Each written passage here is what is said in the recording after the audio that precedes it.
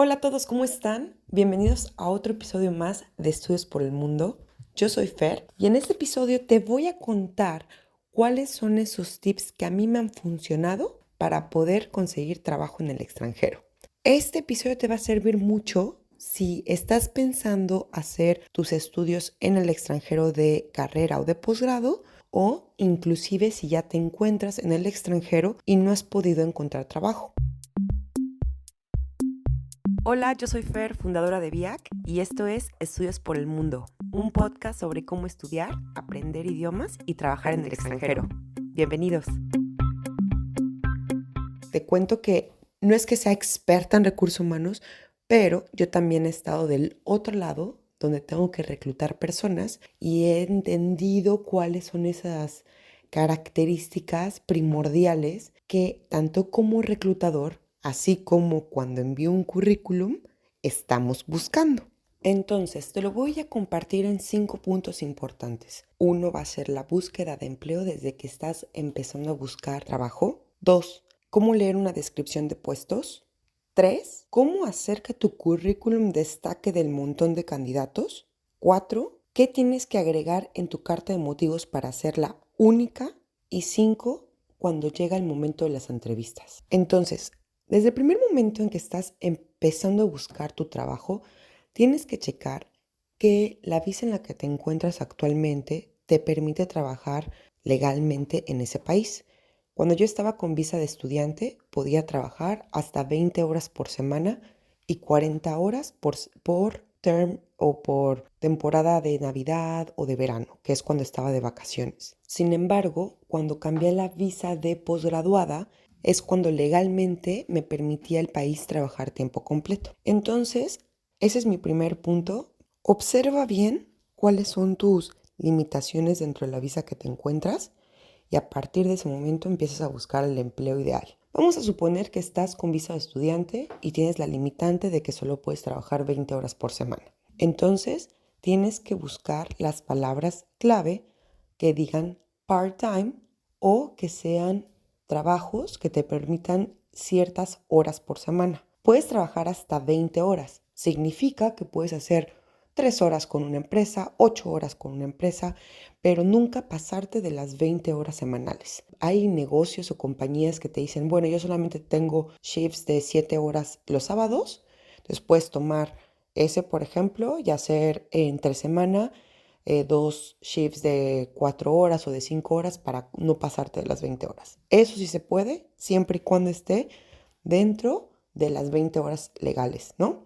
Entonces vas a escribir part-time, que es lo equivalente a medio tiempo, o trabajos que sean hourly paid, pagados por hora. Ya que por fin encontraste cuáles son aquellos trabajos que te van a permitir hacerlo de manera legal, vas a leer la descripción de puestos, que ese es mi punto número 2 de este podcast. Tienes que ser súper, súper, súper, súper detallista, porque ese tip te lo voy a dar porque va a ser muy importante que cuando estés solicitando empleo de tiempo completo, recuerdes este podcast para asegurarte que el trabajo que estás solicitando al menos te pueda garantizar una entrevista. Entonces, al leer la descripción de puestos, quiero que cheques cuáles son esas palabras clave que te están pidiendo o que la misma compañía está poniendo ya en este documento como parte esencial que quieren que tú tengas. ¿Por qué?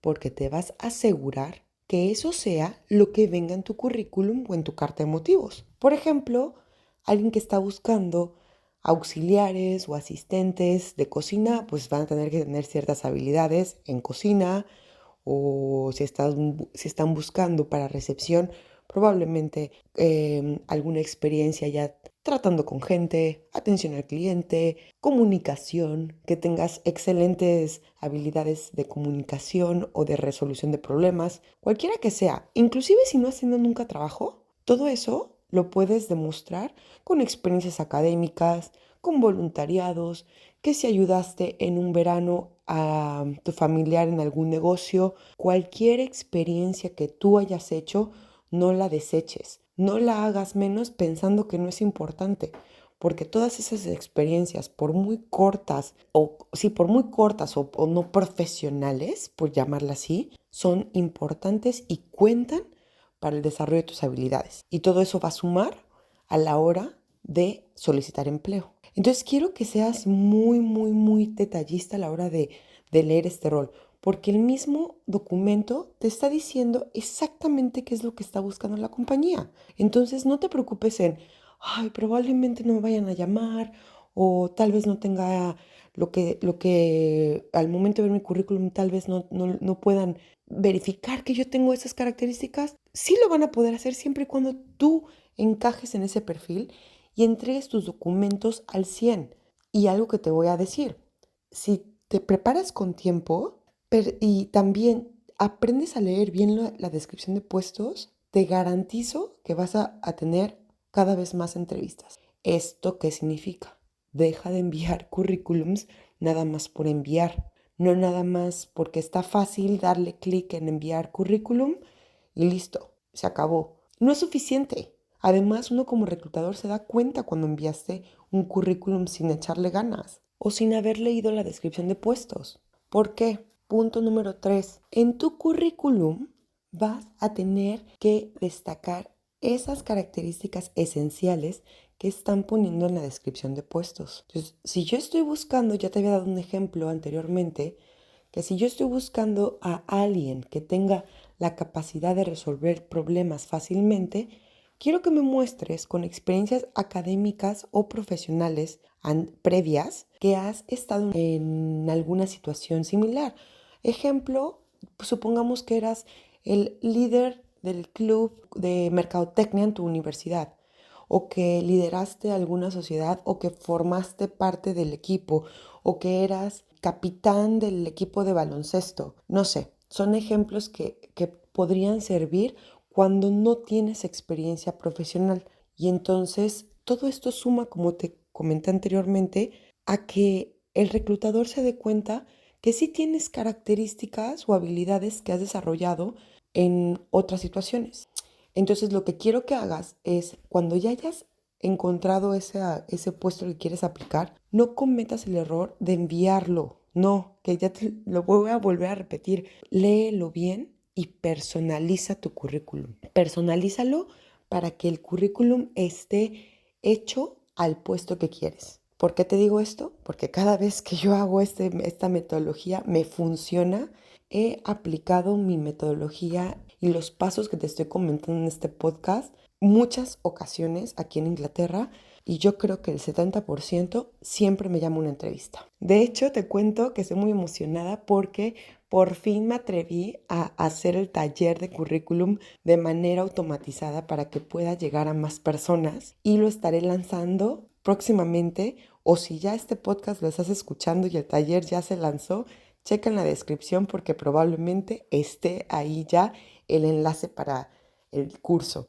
Estoy muy entusiasmada porque de verdad que esta metodología o estos pasos los he seguido yo personalmente y los estuve aplicando con diferentes puestos de trabajo aquí en Inglaterra.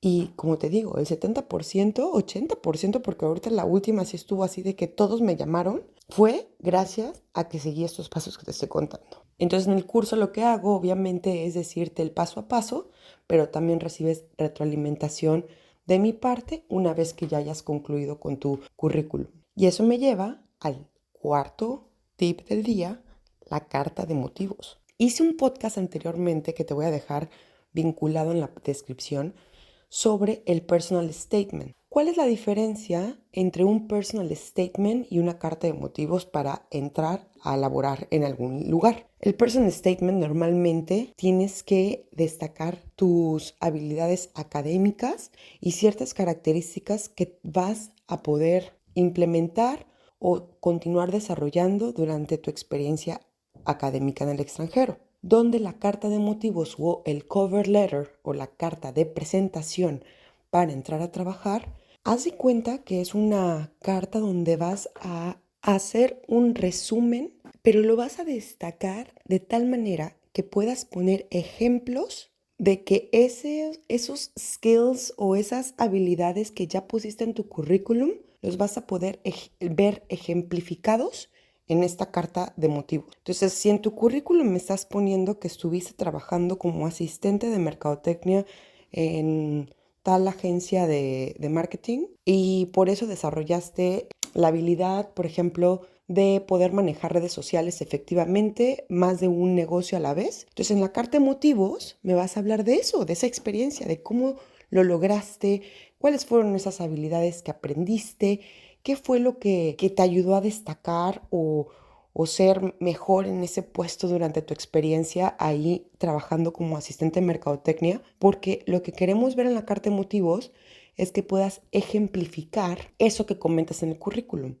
Porque obviamente todo esto va a estar vinculado con la entrevista, ¿no? Entonces, entre más específico, se vale presumir de ti, se vale hablar bien de ti, se vale no decir mentiras, pero sí decir todo lo que has logrado en tu vida y cómo eso se va a ver reflejado en la compañía. No hables tanto de que me encantaría trabajar con ustedes porque son una compañía increíble, porque al final no se trata de decirles quiero trabajar en tu compañía porque son wow, sino, a ver, ya sé que ustedes saben que son wow, ahora te voy a decir por qué yo soy un elemento esencial que deberían de tener, un candidato ideal que deberían tener trabajando para ustedes, porque soy esto, soy esto, soy esto, y además puedo traer esto a la mesa. Y les puedo decir, o sea, creo que soy un candidato ideal de acuerdo a lo que dice la descripción de puestos y me parece que podríamos hacer grandes colaboraciones y grandes proyectos juntos. Esto es la carta de motivos y el currículum.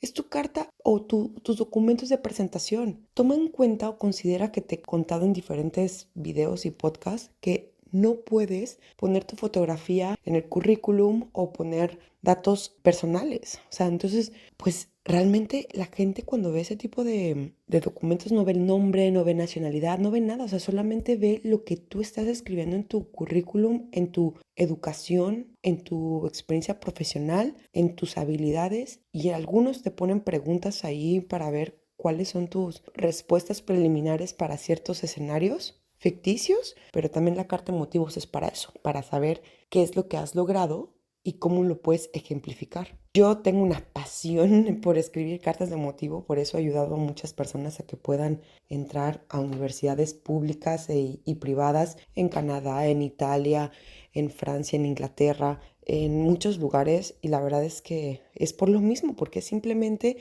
tomarse el tiempo de hacer todo este papeleo o trámite y no simplemente entrar al LinkedIn y decir, easy apply, órale, ahí te va el currículum, ¿no? Por favor, tómate el tiempo de leer, de hacer, te va a tomar tiempo, sí, 3 horas tal vez, pero que te quede perfecto, porque te aseguro que te van a llamar para una entrevista. Y eso es mi último punto del podcast del día de hoy. Perfecto, Fer, ya encontré el trabajo que me permitiría mi visa trabajar legalmente. Ya leí la descripción, ya personalicé mi currículum, ya hice una carta de motivos o de presentación indicando todos los ejemplos donde destaco todas esas habilidades y características que dice mi currículum y me hablan para entrevista. Excelente. Ya hiciste o ya saliste de la pila de candidatos porque te llamaron para la entrevista. ¿Qué tienes que hacer? Super tips. Obviamente tienes que ir bien arreglado. Por favor, llega puntual. Si la cita es a las 10:30, tú llega antes. Tú vas a irte a presentar a las 10:29 a la mesa. Aquí estoy. Pero tú llega antes. Porque recuerda que estás en otro país. No sabes cuánto tiempo te va a tomar llegar a ese destino. O tal vez ya lo checaste por Google Maps, pero nunca has ido. Entonces trata de irte antes. Y aunque llegaste una hora antes, no vayas y te presentes a esa hora porque no te van a recibir. Pero puedes ir a explorar, checar qué hay alrededor y empieza a investigar. Bueno, tal vez pueda estar trabajando yo por aquí. ¿Qué hay por aquí? ¿Hay algún camión cerca? ¿O una parada de autobús? ¿Alguna parada de metro? ¿Me tengo que mover en tren? ¿Puedo venir caminando? ¿Puedo agarrar mi bici? ¿Qué hay aquí cerca? ¿Hay dónde puedo comer? ¿Hay centros o supermercados? Empieza a imaginar tu vida si estuvieses ya trabajando en ese lugar, porque eso también te da mucha confianza al entrar a una entrevista o viceversa. Puedes tú también decir, ¿sabes qué? Este lugar no es para mí. Pero una vez estando en la entrevista, ellos te van a hacer preguntas a veces muy capciosas. Y créeme, yo he estado ahí, que a pesar de que son cosas que ya conozco, estando ahí te agarran los nervios y empiezas a preguntarte todo también. Entonces, una de las cosas que te puedo recomendar es respira. Ellos ya también pasaron por lo mismo que tú. Entonces, imagínate, agarra esta empatía. Ellos ya vivieron el mismo proceso que tú. Entonces puedes comentar o abrirte un poco más con ellos para que sea un poco más personal, más informal. Y ya una vez que empiecen a preguntarte, te van a preguntar cosas relacionadas con la descripción de puestos. Recuerda que tú ya llenaste una carta de presentación donde vienen ejemplos. Puedes usar los mismos ejemplos. Y si te hacen preguntas diferentes y no le entiendes, no digas, ay, no sé. Simplemente di, ¿puedes repetirme la pregunta? O puedes, por favor, expander lo que me estás preguntando para que yo pueda entender mejor tu pregunta. Es válido. Además, recuerda que nosotros hablamos 2 idiomas a comparación de la persona que te está entrevistando. Al menos español es nuestro primer idioma y el segundo sería inglés. Entonces tienes siempre que asegurarte que lo que te están preguntando es exactamente lo que estás entendiendo. Entonces, ya que estés ahí, sonríe, respira, tranquilo, tranquila. No va a tardar más de 1 hora y sé tú mismo o sé tú misma. Eso es lo que están esperando ver, conocer a la persona que está detrás de la carta de presentación del currículum. Y tu personalidad vale mucho. Entonces nada más ve, sonríe, ve con mucha confianza. Estate seguro o segura de que eres la persona de ese documento que tú enviaste. Entonces, ¿qué tips te puedo dar específicamente para el momento de la entrevista? Número 1, investiga la empresa o la compañía con la que vas, porque muy probablemente te van a decir, bueno, ¿y por qué te llamó la atención este rol?